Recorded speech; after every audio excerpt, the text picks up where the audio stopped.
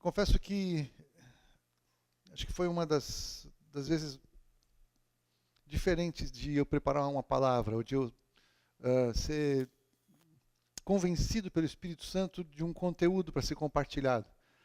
E essa semana foi muito interessante, nas minhas madrugadas, eu fui para um lado, fui para o outro lado. Eu cheguei ontem com 2 esboços e com uma terceira impressão. Eu falei, Deus, assim está ficando muito difícil. Porque eu entendo que Deus ele também muitas vezes quer nos levar para lugares diferentes, lugares distintos, onde a gente está acostumado a estar. Não só quem recebe, como também quem ministra.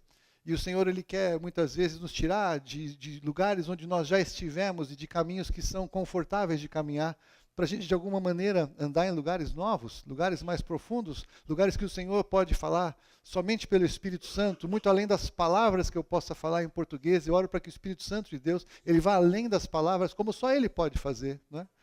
E nós não somos tão temáticos assim, Dia dos Pais, Dia das Mães, como a Fúvia colocou. É uma data comercial, é uma data que tem outros objetivos, mas ainda assim é uma data que todo mundo para pensar um pouco a mais no pai e na mãe. Então todos nós que já enterramos pai e mãe, né, nós temos essa reflexão. Eu fiquei parando para pensar o que eu gostaria de ter falado do meu pai que eu não falei, o que eu gostaria de ter feito que eu não fiz, coisas que eu poderia ter sido diferente que eu não fui. E é um sentimento não de arrependimento para trás, mas de entender que Deus ele nos dá oportunidades na vida acerca de muitas coisas. E nós nem sempre aproveitamos todas as coisas que Deus nos dá da maneira que nós deveríamos fazer. E muitas vezes nós podemos voltar e consertar, mas outras coisas nós não podemos voltar e consertar. O tempo e a oportunidade passaram.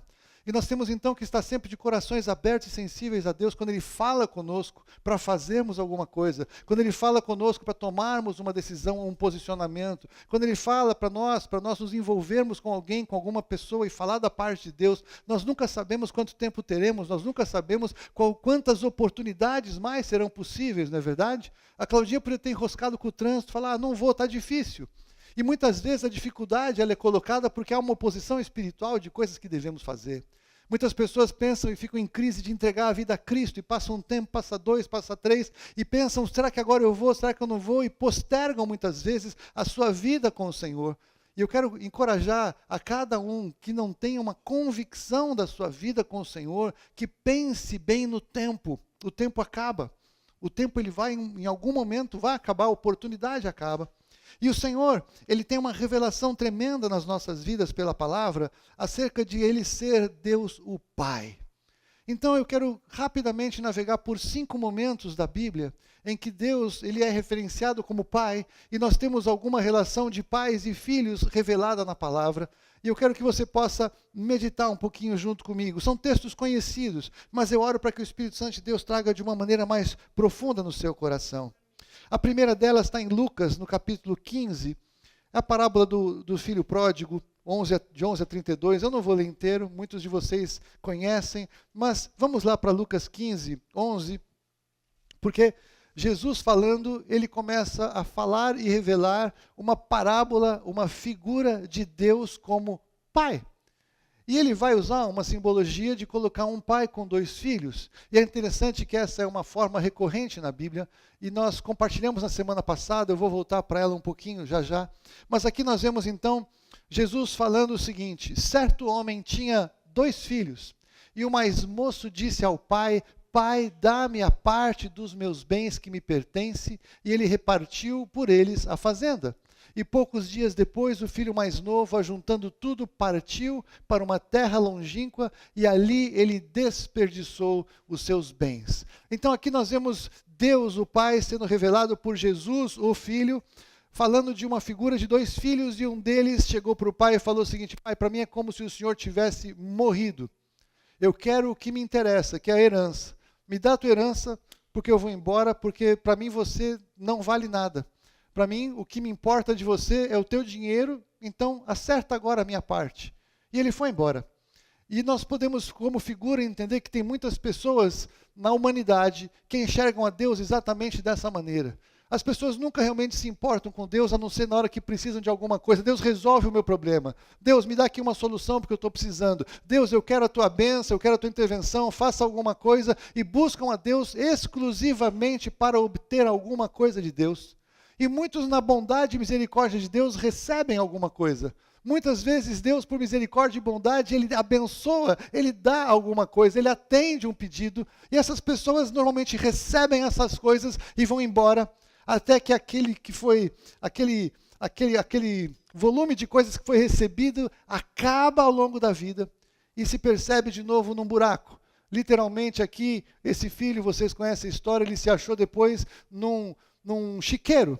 Literalmente num chiqueiro, no meio de porcos, brigando com porcos para comer comida de porcos. E muitas pessoas que se relacionam com Deus assim, que querem somente receber alguma coisa da parte de Deus, normalmente acabam em lugares assim. Mesmo que lugares assim possam ser luxuosos, mesmo que lugares assim possam ser bonitos, mesmo que lugares assim possam até aparentemente ser agradáveis, espiritualmente e emocionalmente é um lugar de chiqueiro de porcos, porque é um lugar em que acabou o suprimento da parte de Deus. Foi esgotada aquela bênção que Deus deu, porque as bênçãos que Deus dá, quando não são eternas, elas também têm prazo de validade. Deus tem bênçãos que são exclusivamente para este tempo, para este lugar e para essa dimensão, e Deus fala para nós atentarmos naqueles que são para além, aquelas que vão nos acompanhar pela eternidade. Esse é o foco. Mas então um tipo de filho, uma figura de filho que Jesus apresenta aqui, é o filho que quer exclusivamente o que Deus pode dar e vai embora. Se a gente seguir no texto, no versículo, mais para o final, no versículo 30 desse mesmo capítulo, 27, não, pode voltar, perdão, o 29. Você conhece a história? O filho que foi embora, que torrou tudo, um dia ele se arrependeu e voltou para casa. E quando ele voltou para casa, o pai o recebeu. Mas eu não quero focar no pai que o recebeu, eu quero focar no outro filho. Porque o outro filho, ele é aquele cara que ele acha que ele faz tudo certinho para Deus. Ele acha que ele não dá trabalho, que ele não dá problema. E ele fica numa situação de que eu sou bom. Eu sou bom. Deus deveria até me reconhecer porque eu sou bom. E muitas vezes esse tipo de gente fica frustrado quando Deus acolhe aquele que se arrepende, quando Deus acolhe aquele que decide mudar, e ele chega para Deus ou para o Pai e fala o seguinte, ele fica indignado e não quer nem participar daquela situação de arrependimento e de vida na vida daquele filho que tinha ido embora e desperdiçado. E aí o pai fala, escuta, vem cá, né? Mas ele respondendo ao pai, disse, eis que eu te sirvo há tantos anos, sem nunca transgredir o teu mandamento. Pode virar. E nunca me deste um cabrito para alegrar-me com os meus amigos. Vindo, porém, esse teu filho que desperdiçou os teus bens com as meretrizes, mataste-lhe o bezerro cevado. E ele disse, filho, tu sempre estás comigo. Todas as coisas que são minhas são tuas. E nesse mundo que a gente vive, todas as coisas que nós temos por aqui, Deus deu para a humanidade usar. Essas coisas todas que estão aí, Deus deu para a humanidade em Adão usufruir de um jeito ou de outro. Deus nos dá acesso a muitas coisas. Deus muitas vezes nos facilita muitas coisas que nós podemos receber da parte dele. Mas o que eu quero que você entenda é que tem pessoas que acham que ficam diretamente com Deus, que estão tudo bem com Deus, que fazem tudo certinho, mas não têm a menor relação com Deus, o Pai, porque nunca entenderam a forma como Deus quer agir. Tudo que é meu é seu, tudo que está aqui você pode usufruir comigo, mas essas pessoas, elas não conseguem receber o amor do Pai. Por incrível que pareça, o filho que foi embora, ele recebeu as coisas para ir embora. Esse aqui estava preso nas coisas que estavam, e nenhum deles realmente conseguia entender o que Deus, o Pai, esperava deles. Eles nunca conseguiram entender a paternidade de Deus sobre a vida deles, porque ter as coisas ou não ter as coisas, perder as coisas ou não perder as coisas, viver ou não viver, é exatamente a mesma figura. O que eu posso ter do Senhor? Por que o Senhor não me deu mais do que eu pensei que eu merecesse, ou porque eu mereço, o Senhor deveria ter me dado? E resume-se a vida com Deus no que Ele pode dar ou no que Ele não deu, no que eu vou usar do que Ele me dá ou que eu não vou usar. Pouco importa o Pai, o que importa é o que recebo do Pai. E nós vemos a humanidade pressupondo que Deus é Pai, vivendo desta maneira. E essa não é a maneira que Deus, o Pai, quer se revelar. Vamos passar por um texto que foi da semana passada, eu não vou entrar nele agora, mas é mais uma vez a figura dos dois filhos que está lá em Mateus capítulo 1, 28 a 32, e não é o Mateus 11, eu copiei errado esse texto. É a parábola dos dois filhos, vai trabalhar na vinha, talvez seja 11, eu acho que eu errei aqui eu errei o texto. De qualquer maneira, você vai lembrar, semana passada eu ministrei, você pode ver no YouTube, é aquela figura do pai que chegou, também tinha dois filhos. Semana retrasada, perdão. Dois filhos. Ele falou para o primeiro filho, vai trabalhar na vinha. E o filho disse que ia, mas não foi. Aí ele chamou outro filho, falou, filho, vai trabalhar na vinha. Ele disse que não ia, mas foi. Lembra que nós falamos sobre isso? E é interessante como o pai, ele está procurando envolver os seus filhos naquilo que ele está fazendo. Deus espera que você e eu sejamos parte do que Ele está fazendo na história da humanidade nos nossos dias. E Ele chama a todos nós para nos envolver com as coisas dEle. Ele chama a todos nós para fazer parte do que Ele está fazendo. E muitas vezes nós falamos que vamos, mas não vamos. Ou muitas vezes falamos que não vamos e depois decidimos ir. E nós trabalhamos isso, aquele conteúdo de que esse é um tempo em que nós ficamos muitas vezes fazendo esses movimentos. Às vezes nós dizemos para Deus, usa a minha vida, e quando nós somos realmente chamados, nós vamos para trás. Ou quando nós falamos, não quero ir, aí eu me arrependo e vou. E é interessante como nas duas figuras dos 4 filhos, Deus dá mais destaque para aqueles que se arrependeram do que tinham feito e se voltaram, do que aqueles que aparentemente estava tudo bem, mas não estavam realmente conectados com Ele. Deus espera que você e eu façamos parte do que Ele está fazendo. Isso foi desde o Éden. Deus chamou Adão e Eva quando Ele criou e queria que eles fizessem parte com Ele da história da criação, da história da humanidade, da obra de Deus ao longo dos séculos. Deus sempre nos quis perto e parte. Muitos de nós, muitas vezes, arrumamos coisas melhores para fazer do que o que Deus tem para nós. Outras vezes, nós achamos que temos coisas mais interessantes para fazer do que aquelas que Ele nos oferece. E nós perdemos a revelação, então, do Deus Pai. Eu fico imaginando que eu tenho 2 filhos. E eu tanto penso o que eu errei como filho, como também penso muito mais do que eu errei como pai. E Deus, quando Ele criou a figura dos pais na criação, quando Deus definiu que Adão seria pai, quando Ele definiu que Abraão seria pai, quando Ele transformou situações, Ele estabeleceu paternidades, Ele sempre tinha uma expectativa de trazer a revelação acerca de quem Ele é. E é muito difícil para um pai imaginar que eu tenho que ser uma figura de Deus o Pai na vida de alguém, porque é um papel muito alto, é um papel muito inalcançável, e Deus sabia que todos nós exerceríamos paternidades imperfeitas. Não foi só o seu pai que errou com você, o meu também. E eu como pai errei. E Deus sabia que seria assim.